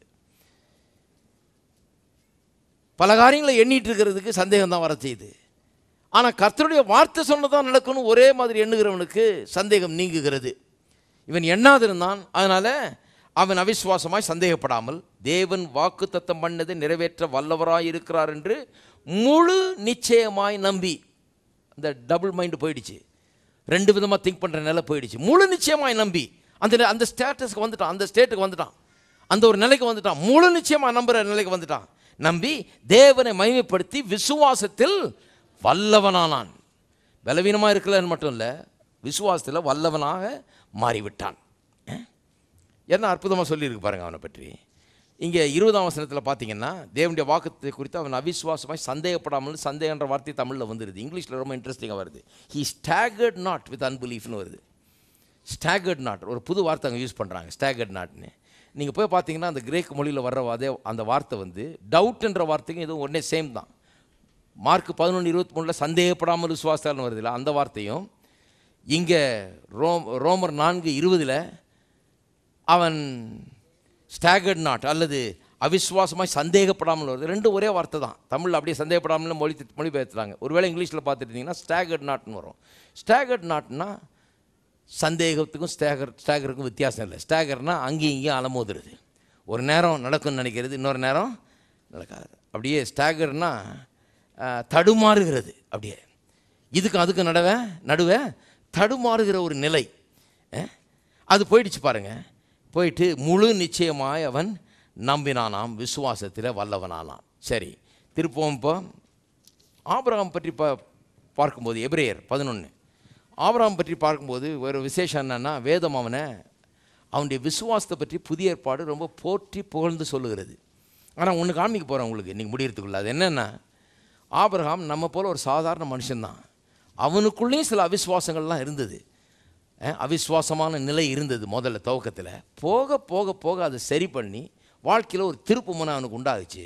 என்ன திருப்ப முனைன்னா, இன்னிலேருந்து நான் கர்த்தருடைய வார்த்தை சொல்கிறது தான் விசுவாசிக்க போகிறேன். மற்றவங்க யார் சொல்கிறதையும் பொருட்படுத்த போகிறதில்ல, சூழ்நிலையை பொருட்படுத்த போகிறதில்ல, பார்க்குறத பொருட்படுத்த போகிறதில்ல. வார்த்தை சொல்கிறது தான், கடவுளுடைய வாக்குத்தத்தத்தை தான் விசுவாசிக்க போகிறேன்னு ஒரு தீர்மானத்துக்கு வந்தான். அதுலேயே அப்படி நின்னான். அன்றைக்கி தான் அவனுடைய வாழ்க்கை அவிசுவாசத்துலேருந்து விசுவாசமாக மாறினது. ஆனால் புதிய ஏற்பாட்டில் அவனை பற்றி சொல்லும்போது ஒரு இடத்துலையும் அவனை அவிசுவாசின்னு சொல்லவே இல்லை. அவிசுவாசத்தை பற்றி, அவனுடைய அவிசுவாசத்தை பற்றி எங்கேயும் சொல்லாமல் வெறும் அவனுடைய விசுவாசத்தை பற்றி தான் சொல்லியிருக்குது.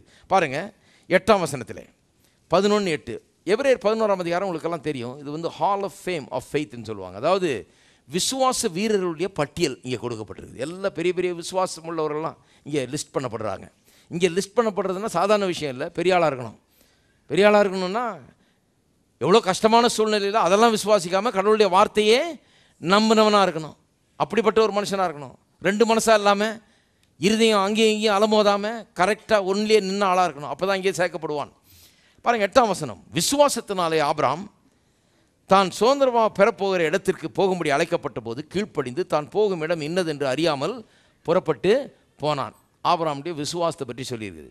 விசுவாசத்தினாலே 9, அவன் வாக்குத்தத்தம் பண்ணப்பட்ட தேசத்திலே பரதேசியை போல சஞ்சரித்து அந்த வாக்குத்தத்தத்துக்கு உடன் சுதந்திரராகிய ஈசாக்கோடும் யாக்கோபோடும் கூடாரங்களிலே கூடியிருந்தான். எல்லாம் விசுவாசத்தோடு பண்ணுறான். 17ஆம் வசனம். மேலும் விசுவாசத்தினாலே ஆபிரகாம் தான் சோதிக்கப்பட்ட போது ஈசாக்கை பலியாக ஒப்பு கொடுத்தான். மறுபடியும் ஆபிரகாமுடைய விசுவாசம் தான்.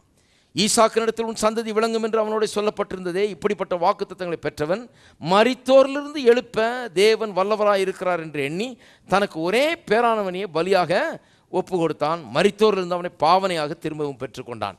அதாவது ஈசாக்கே தன்னுடைய ஒரே பேரான குமாரனையே பலியிடக்கூடிய அளவுக்கு வந்துட்டான் அவன். ஏன்னா கடவுளுடைய வார்த்தையை அவ்வளோ அதிகமாக விசுவாசிக்கிறான். கடவுளுடைய வார்த்தை என்ன சொல்லுது? இவனால் உன் சந்ததி விளங்கும். யாரால்? ஈசாக்கால், இஸ்மவேலால் இல்லை, ஈசாக்கால் விளங்கும். அப்போ அவன் யோசித்து பார்க்குறான், ஈசாக்கால் விளங்குன்னு சொன்னதுனால இவன் சாகிறதுக்கு சான்ஸ் இல்லை. கர்த்தர் அவனை போய் பலியிடுன்னு சொன்னாலும் நான் பலியிட்டு அவனை எரித்து தகன பலியாக செலுத்தினா கூட அந்த சாம்பல்லேருந்து மறுபடியும் ஈசாக்கை எழுப்பி தருவார்னு விசுவாசிக்கலாம். அந்த அளவுக்கு வந்துட்டான். ஒருமுகப்படுத்தி விட்டான் தன்னுடைய எண்ணங்களை. தன்னுடைய இருதயம் அப்படியே ஒரே லைனில் திங்க் பண்ணுது. கடவுள் சொன்னது அதுதான் கரெக்ட். வேறு எது எப்படி சவுண்ட் பண்ணாலும் நான் அதை நம்ப போகிறது இல்லை. கடவுள் சொல்லியிருக்கிறார், அப்போ அதுதான் கரெக்ட் அப்படின்ற ஒரு தீர்மானத்துக்கு வந்து விட்டான். அவனுடைய விசுவாசத்தை பற்றி போற்றி போழ்ந்து சொல்லப்பட்டிருக்கிறது. சாராளை பற்றியும் இங்கே சொல்லியிருக்கிறது. சாராளை பற்றியும் இங்கே வாசிக்கிறோம். பாருங்கள், சாராளை பற்றி இங்கே 11ஆம் வசனம். விசுவாசத்தினாலே சாராளும், அந்த அம்மாவுக்கும் தனி வசனம் கொடுத்துருக்குறாங்க. அந்த அம்மா ஒன்று ஆபிரகாமோட தொத்திக்கிட்டு இல்லை, அந்த அம்மா அவங்க ஓன் ரைட்டில் அவங்களே விசுவாசத்தை இருக்கிறாங்களாம். அவங்க ஒன்றும் ஆபிரகாமுடைய விசுவாசத்தோட ஒட்டிக்கல, இவங்களுக்குள்ளேயும் விசுவாசம் இருந்திருக்குன்னு சொல்லியிருக்குது. விசுவாசத்தினாலே சாராளும் வாக்குத்தத்தம் பண்ணினவர் உண்மையுள்ளவர் என்று எண்ணி கற்பந்தரிக்க பலனடைந்து வயது சென்றவளாயிருந்தும் பிள்ளை பெற்றாள். அப்போ ஆபிரகாமுக்கு விசுவாசம் மட்டும் இல்லை, அவன் மனைவி சாராளுக்கும் விசுவாசம் இருந்துதான். ஆனால் உண்மை என்னவென்றால் இவங்க விசுவாசம்னு சொல்லியிருக்குது. ஆனால் ஒரு காலத்தில் அவங்களும் விசுவாசம் இல்லாதவர்களாக இருந்தார்கள் என்பதற்கு வேதத்தில் ஆதாரம் இருக்குது. பழைய ஏற்பாட்டுக்கு திருப்புங்க.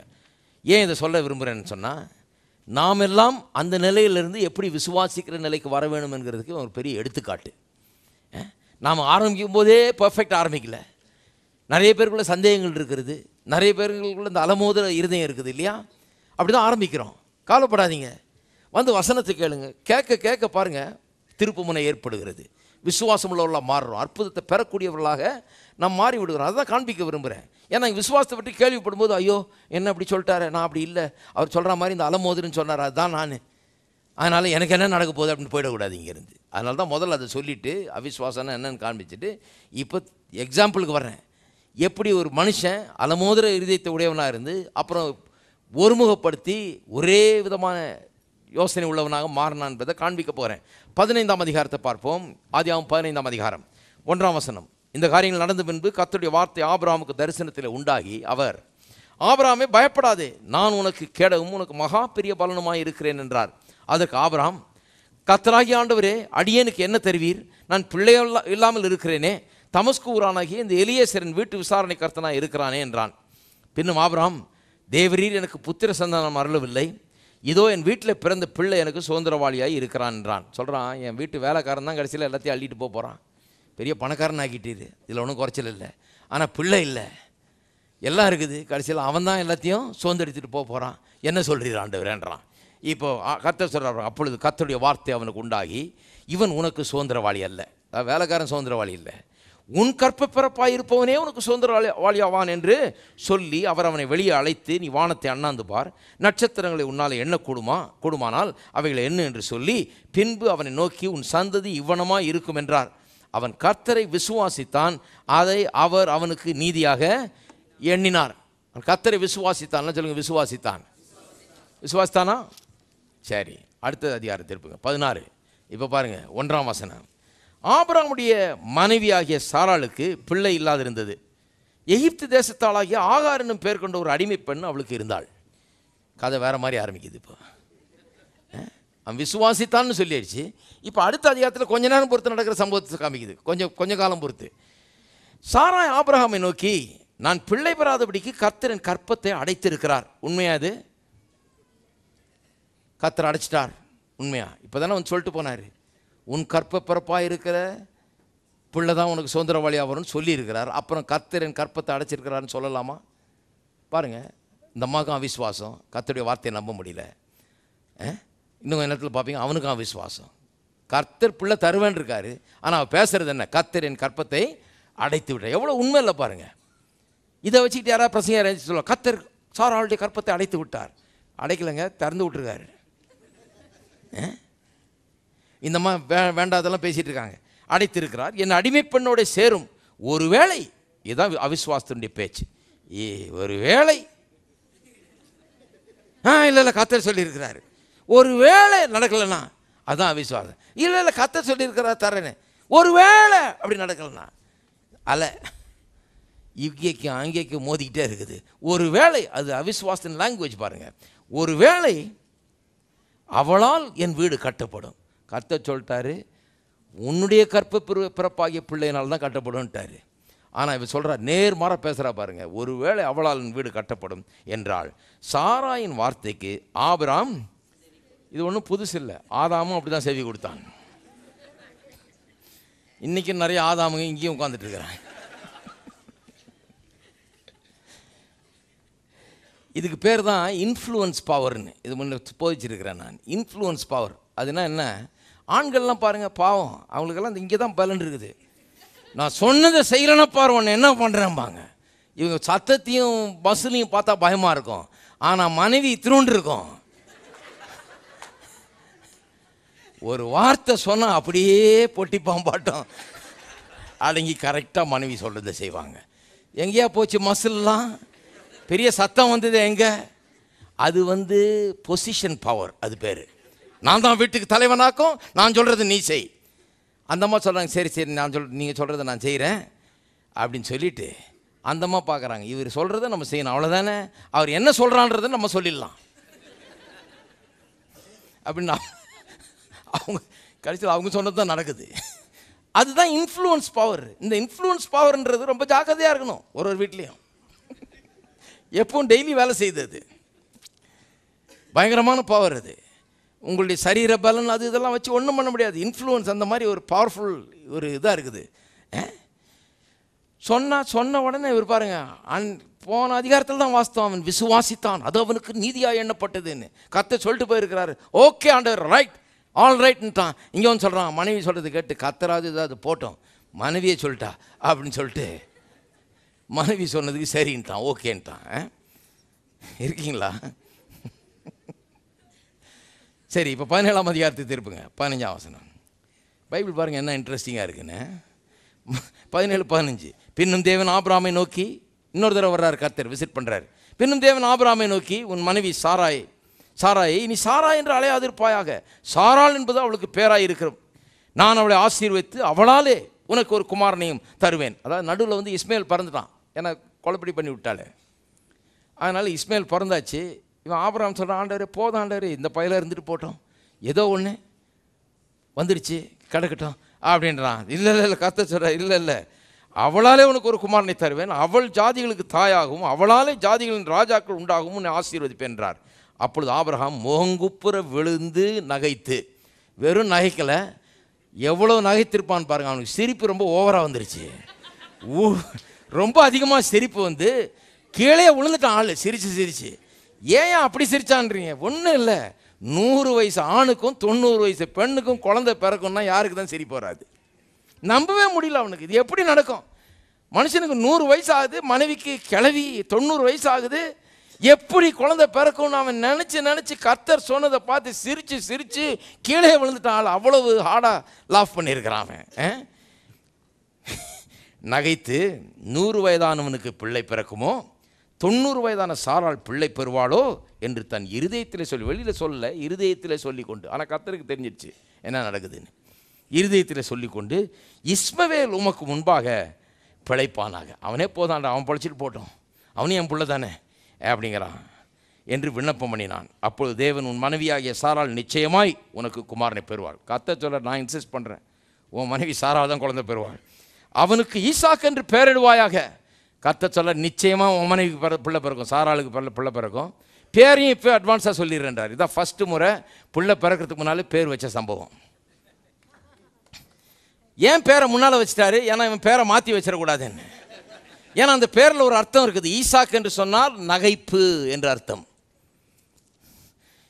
நாளை மேனிக்கு அவன் இந்த பிள்ளையை பார்க்கும்போதெல்லாம் ஞாபகம் வரணும், இது நடக்கவே நடக்காது, நான் நகைச்சேன், கர்த்தர் அற்புதத்தை செய்கிறவர், நான் நகைச்சி கேலி பண்ண காரியம் நடக்காது என்று நினைத்த காரியம் நடந்து விட்டது என்று அவனுக்கு ஒவ்வொரு நாளும் நினைவுபடுத்தக்கூடியதாக, கர்த்தர் இப்படி அவரால் கூடாத காரியம் ஒன்றுமே இல்லைன்னு நினைவுபடுத்தக்கூடியதாக தான் செய்தார். பேரை வச்சார். ஒரு பேரை வச்சுட்டு பாருங்கள், ஆபிரகாம்னு மாற்றினார். ஏன்னா அவன் பிள்ளை இல்லைன்னு சொல்லிட்டு இருந்தவனே இப்போ பேர் என்னன்னு கேட்டால் ஜாதிகளுக்கு தாப்புன்னு சொல்ல வச்சுட்டாரு. சாராயின்றதை சாராள்னு மாற்றினார். பிள்ளைன்னு சொல்லிட்டு இருந்தவளுக்கு இப்போ அநேக ஜாதிகளுக்கு தாயின்னு சொல்ல வச்சிட்டாரு. அவங்களுக்கே தெரியாமல் சொல்லிட்டு இருக்கிறாங்க, அதான் அர்த்தம். இப்போ பிள்ளைக்கும் பேர் வச்சிட்டாரு கர்த்தர், ஈசாக்குன்னு. ஏன்னா நகைப்புன்னு அர்த்தம். பிள்ளை பேரை சொல்லும் போதெல்லாம் நடக்காதுன்னு நினைச்சா நடந்துருச்சு, கர்த்தர் நடக்காதுன்னு நினைக்கிறதெல்லாம் நடத்தி காண்பிப்பார் என்பதை நினைவூட்ட முடியாத அப்படி பேர் வச்சார் கர்த்தர். கர்த்தர் பேர் அட்வான்ஸாக சொல்லிட்டார் பாருங்க. இப்போ பாருங்க, ஈசாக்கு என்று பெயரிடுவாயாக, என் உடன்படிக்கையை அவனுக்கும் அவனுக்கு பின்வரும் அவன் சந்ததிக்கும் நித்திய உடன்படிக்கையாக ஸ்தாபிப்பேன். இஸ்மவேலுக்காகவும் நீ செய்த விண்ணப்பத்தை கேட்டேன், நான் அவனை ஆசீர்வித்து அவனை மிகவும் அதிகமாகவும் பலுகவும் பெருகவும் பண்ணுவேன். அவன் 12 பிரபுக்களை பெறுவான், அவனை பெரிய ஜாதி ஆக்குவேன், அவனையும் ஆசீர்வதிக்கிறேன்றார். இவனுக்கு கொடுக்குறதுனால அவனுக்கு ஒன்றும் குறைஞ்சிட போகிறதில்லை, எல்லாருக்கும் கொடுக்குறேன்றார். இருக்கிறீங்களா? அப்புறம் அடுத்த வசனம், வருகிற வருஷத்தில் குறித்த காலத்தில் சாராள் உனக்கு பிறப்போகிற ஈசாக்கோடே நான் என் உடன்படிக்கையை ஏற்படுத்துவேன். டேட்டும் குறிச்சிட்டாரு, வர்ற வருஷம்ட்டார். டாக்டர் மாதிரி டேட்டெல்லாம் சொல்லிட்டாரு. கண்டிப்பாக உன் மனைவிக்கு பிள்ளை பிறக்கும்ட்டாரு, பேர் இருந்தான்னு சொல்லி கொடுத்துட்டார் ஈசாக்குன்னு. அப்புறம் டேட்டும் சொல்லிட்டார். இருக்கீங்களா? டேட்டும் சொல்லி முடிச்சிட்டார். இப்போ வாசிப்போம். ஏற்படுத்துவேன் என்றார். 22, தேவன் ஆபிரகாமோட பேசி முடிந்த பின்பு அவர் அவனை விட்டு எழுந்தருளினாள். இந்த தமிழில் டிரான்ஸ்லேட் பண்ண ஆளுங்க ரொம்ப தயவாக பண்ணியிருக்கிறாங்க, நல்லா பண்ணியிருக்காங்க. பேசி முடிந்த பின்பு அவர் அவனை விட்டு எழுந்தருளினாள். இங்கிலீஷில் ரொம்ப பிரமாதமாக வந்துருக்குது. இங்கிலீஷில் எப்படி பண்ணியிருக்கிறாங்கன்னா, God stopped talking with Abraham and left அப்படி வருது. அவனோட பேசுகிறது நிறுத்திட்டு ஏஞ்சி போயிட்டாருன்னு இருக்குது. நல்லா கவனிங்க. ஏன்னு சொன்னால் இவன்ட்டு பேசிகிட்டே இருந்தா பிறக்கிற பிள்ளையும் பிறக்காது. இவன் என்ன சொல்லியிருப்பான், ஆண்டவரே இன்னும் ஒரே ஒரு பாயிண்ட்டு, வயசு இந்த மாதிரி 90 ஆகுது, என்ன அது பற்றி என்ன சொல்லி இதெல்லாம் கேட்பான்னு சொல்லி தான் பேசி சொல்லி ஈசாக்கு பேர் அடுத்த வருஷம் பிறக்கும், கண்டிப்பாக பிறக்கும்னு சொல்லிட்டு பாய் அப்படின்னு போயிட்டே இருக்கிறார். ஆண்டவரே ஒரே ஒரு பாயிண்ட் கேட்டுக்கிறேன், ஒரே ஒரு விளக்கம் கேட்டுக்கிறேன். விளக்கமெல்லாம் கிடையாது, நடக்கும் போ, அவ்வளோதான். நீ இங்கிலீஷில் வாசித்து பாருங்க, ரொம்ப நல்லா வருது. God stopped talking with him and left him வருது. அவனை விட்டு போயிட்டார், பேசுறது நிறுத்திட்டு பேசாமல் எழுந்து கிளம்பிட்டார். ஏன்னா இவனோட பேசினா இருக்கிறது கெட்டு போயிடும், இல்லாத கேள்வியெல்லாம் கேட்டுருப்பான். ஏன்னா அவர் அவிசுவாச நிலையில் இருக்காம பாருங்க, போயிட்டாரு. இப்போ பாருங்க, அடுத்து திருப்போம். 18ஆம் அதிகாரம் 9ஆம் வசனம். அவர்கள் அவனை நோக்கி, உன் மனைவி சாராள் எங்கே என்றார்கள். அதோ கூடாரத்தில் இருக்கிறாள் என்றான். அப்பொழுது அவர், இப்போ பாருங்க, கர்த்தர் திரும்பவும் சந்திக்கிறார் ஆபிரகாமை, திரும்பவும் பேசுகிறார்.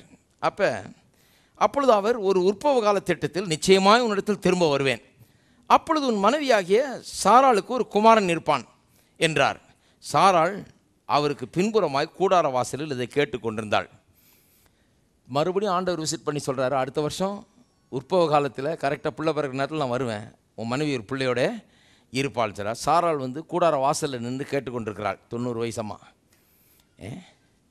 ஆபிரகாமும் சாராளும் வயது சென்று முதிர்ந்தவர்களாக இருந்தார்கள். ஸ்திரீகளுக்குள்ள வழிபாடு சாராளுக்கு நின்று போயிற்று, ரொம்ப வயசாயிடுச்சு. ஆகையால் சாராள் தன் உள்ளத்திலே நகைத்து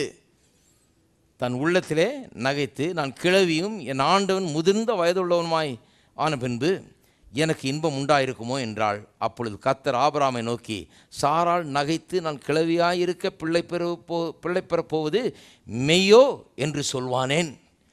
அவள் உள்ளத்தில் தான் கேட்டுக்கிட்டா, உள்ளத்தில் தான் சொல்லி கொண்டாள்.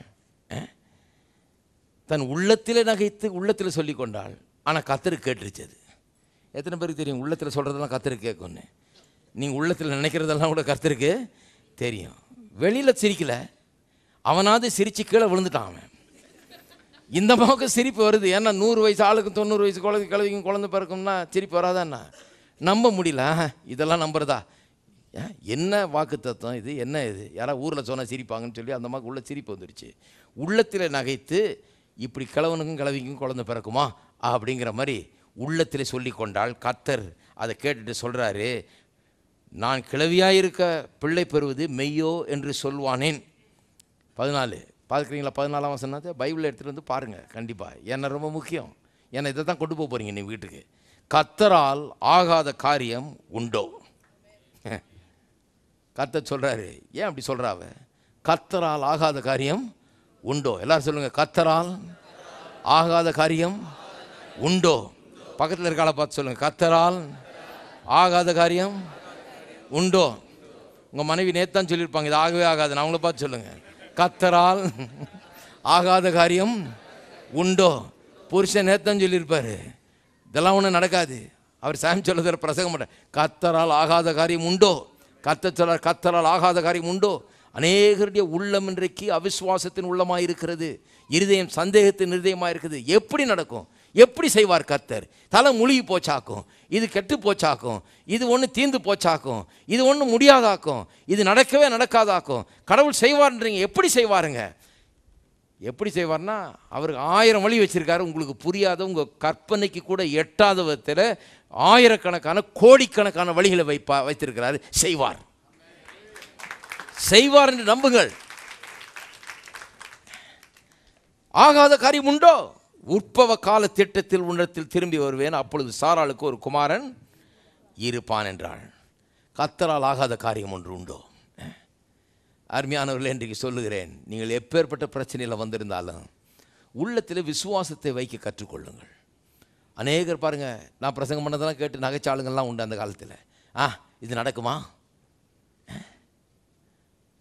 உங்கள் பாஸ்டர் என்ன சொல்கிறார்? எல்லாரும் கார் வாங்க முடியுன்றாரா? இப்போ பாருங்கள், கார் வைக்கிறதுக்கு இடம் இல்லை.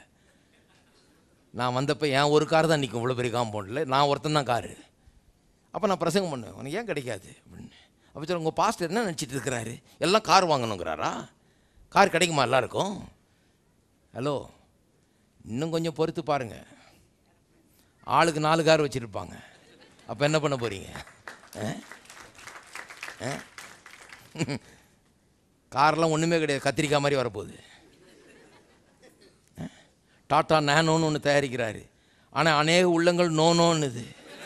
பெட்ரோல் எங்கே போடுறது? நான் எப்படி பெட்ரோல் போடுவேன்? அடியேன் ஒரு ஏழை, நான் எப்படி பெட்ரோல் போடுவேன்? ஐயோ, இந்த ஏழை உள்ளத்தை மாத்திரத்துக்கு தான் நீங்கள் பிரசங்கம் பண்ணிகிட்டு இருக்கிறோம். இதுக்கு தான் நீங்கள் நடந்துகிட்டு இருக்குது பிரசங்கமே. நோனோன்ற உள்ளத்தை நானோன்னு ஆக்கிறதுக்கு தான் இங்கே பிரசங்கம் பண்ணிகிட்டு இருக்கிறோம். அதாவது முதல்ல வாங்கி தொலையுங்கள்.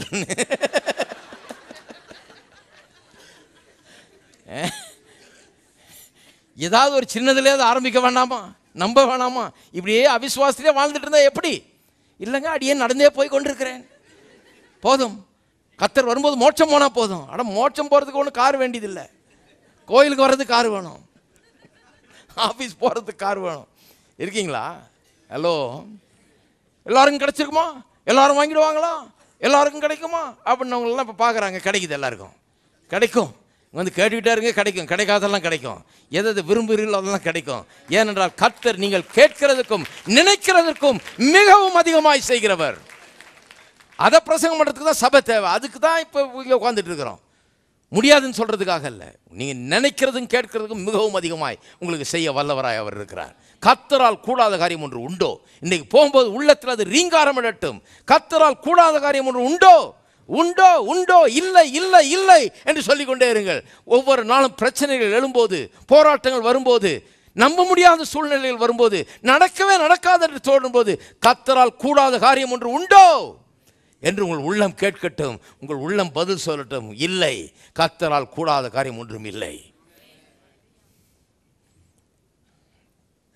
சாராள் பயந்து 15, நான் நகைக்கவில்லை என்று மறுத்தாள். ரொம்ப டெக்னிக்கலாக பேசுகிறாங்க அம்மா. இப்போ இல்லையே, நான் சிரிக்கவில்லையே, ஏன்னா வெளியில் சிரிக்கல. கர்த்தர் சொல்ல, இல்லை இல்லை, உள்ளே சிரிச்சே. நீ இந்த டெக்னிக்கல் பேச்செல்லாம் வேணாங்க. வெளியில் சிரித்து உன் புரிச்ச மாதிரி விழலனாலும் உள்ளே சிரித்தாய், அதற்கு அவர் இல்லை, நீ நகைத்தாய் என்றார். இருக்கீங்களா? ஏன் இதெல்லாம் வாஸ்து காண்பித்தேன்? இப்படி கர்த்தருடைய வாக்கு தத்தத்தை கேட்ட உடனே சிரிப்பு வந்து கீழே உழுற வரைக்கும் சிரித்து, இதை நம்பாமல் போன ஆட்கள், இதை நம்பாமல் போய் அடிமைப்பெண் மூலமாக குழந்தை வேற பெற்று குழப்படியெல்லாம் உண்டு பண்ண ஆட்கள், இப்படி அவிசுவாசத்தில் நம்ப முடியாமல் கர்த்தருடைய பெரிதான வாக்கு தத்தத்தை கொஞ்சம் கூட நம்ப முடியாத நிலையில் இருந்த ஆட்கள், என்றைக்கோ ஒரு நாள் அவருடைய வாழ்க்கையில் ஒரு திருப்பு முனை ஏற்பட்டது. அவர்கள் விசுவாசிக்க ஆரம்பித்தார்கள். அதுதான் நடந்திருக்குது. அதனால தான் ரோமர் 4 அப்படி வாசிக்கிறோம். அவன் எண்ணாதிருந்தான். எப்போ? இதுக்கப்புறம் நடந்தது. அது முதல்ல இதுதான் எண்ணிட்டு இருந்தான், நடக்காதே, அது எப்படி நடக்கும்? 100 வயசாச்சே, 90 வயசாச்சு தான் எண்ணிட்டு இருந்தான். எண்ணாதிருந்தான்னு எப்போ? அப்புறம் வளர்ந்துட்டான். அப்புறம் வளர்ந்து இதை எண்ணாமல், இதை நினைக்காமல், போகிற வரவங்களாம் சொல்கிறத நினைக்காம, மாமியார் சொன்னதை நினைக்காம, மருமக சொன்னதை நினைக்காம, அக்கா தங்கச்சிங்க அண்ணன் தம்பிங்கெல்லாம் சொன்னதை நினைக்காம, உற்றார் உறவினர்கள்லாம் சொன்னதை, ஊரில் இருக்கவங்களாம் சொன்னதை நினைக்காம, கர்த்தர் சொன்னார், கர்த்தர் செய்வார்ங்கிற தீர்மானத்துக்கு ஆபிரகாமும் சாராளும் வந்துட்டாருங்க. வந்த உடனே வாழ்க்கையில் ஒரு திருப்பு முனை, கர்த்தருடைய மாபெரும் அற்புதத்தை பெறுவதற்கு அவருடைய வாழ்க்கையில் ஒரு திருப்பு முனை உண்டாயிற்று. ஆகவே தான் ரோமரில் சொல்லப்பட்டிருக்கிறது, அவன் எண்ணாதிருந்தான் இவைகளை, விசுவாசத்தில் வல்லவனானான், கர்த்தர் வாக்குத்தத்தம் பண்ணினதை செய்வார் என்றதை முழு நிச்சயமாய் நம்பி விசுவாசத்தில் வல்லவனானான். அவனுக்கும் உங்களுக்கு வித்தியாசம் இல்லை. நீங்களும் நானும் அப்படியே தான் போனோம். ஒருவேளை இன்றைக்கு கொஞ்சம் அப்படியே ஊசலாடலாம், இன்றைக்கு நம்பாத இருதயமாக இருக்கலாம், இன்றைக்கு ஒருவேளை சிரிப்பு கூட வரலாம் சில காரியங்கள் கேட்கும்போது, இன்றைக்கு நம்ப முடியாத உள்ளங்களாக இருக்கலாம். நான் சொல்லுகிறேன், என்றைக்காவது ஒரு நாள் சபைக்கு வந்துக்கிட்டே இருங்க. என்னைக்காவது ஒரு நாள் ஒரு திருப்பு முனை ஏற்பட வேண்டாமா? என்னைக்காவது ஒரு நாள் ஒரு உணர்வு ஏற்பட வேண்டாமா? இப்படி சொல்கிறாரே கர்த்தர், செய்ய மாட்டாரா? நிச்சயமாக எனக்கு செய்வார் என்கிற ஒரு உணர்வு நிச்சயமாக ஏற்படக்கூடிய காலம் வரணும். அந்த திருப்பு முனை வந்து உள்ளத்தை பரிசுத்தப்படுத்தி அது விசுவாசம் உள்ள இருதயமாய் மாற்றினால் உங்களுக்கு செய்யக்கூடாத காரியம் ஒன்றும் இல்லை, நடக்கக்கூடாத காரியம் ஒன்றுமே இல்லை, ஆகாது என்று ஒன்றுமே கிடையாது. நீங்கள் நினைத்தது என்ன? நீங்கள் நினைக்கிறதும் கேட்கறதுக்கும் மிகவும் அதிகமாய் நடக்கும். எத்தனை பேர் சொல்கிறீங்க, என் உள்ளத்தை கூட நான் அப்படி தான் மாற்ற போகிறேன்னு? இது ஏன் சொன்னேன்னா, ஆபிரகாம்னு அவன் பெரிய பரிசுத்தவான், எப்போவுமே பெரிய விசுவாசத்தில் இருந்தான், அதனால தான் அவனுக்கு ஆச்சு. எனக்கு எங்கே ஆகும்போது நினைக்காதீங்க. அவனும் இப்படி தான் இருந்தான். இப்படி இருந்தவன் தான் அப்படி மாறினான். அதை எண்ணாமல் கர்த்தருடைய வாக்குத்தத்தத்தையே எண்ணக்கூடியவனாக மாறினான். நீங்களும் நானும் அப்படித்தான் மாற வேண்டும். எத்தனை பேர் மாறுறதுக்கு ரெடி? எல்லாரும் எழுந்து நிற்போம்.